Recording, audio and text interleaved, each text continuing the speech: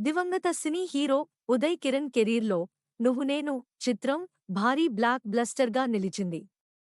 2001లో రిలీజైన ఈ చిత్రం ఉదయ్ను హీరోగా నిలబెట్టింది. రెండో మూవీతోనే అతడు స్టార్ అయ్యాడు. స్టార్ డైరెక్టర్ తేజ ఈ చిత్రానికి దర్శకత్వం వహించారు.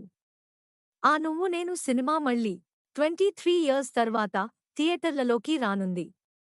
ఈ సినిమా రీరిలీజ్ డేట్ ఖరారైంది. నువ్వు నేను సినిమా మార్చి 21 తేదీన థియేటర్లలో రీరిలీజ్ కానుంది. ఈ విషయంపై అధికారిక ప్రకటన వచ్చేసింది. వైష్ణవి ఆర్ట్స్ బ్యానర్ ఈ మూవీని మార్చి 21న రిలీజ్ చేస్తోంది.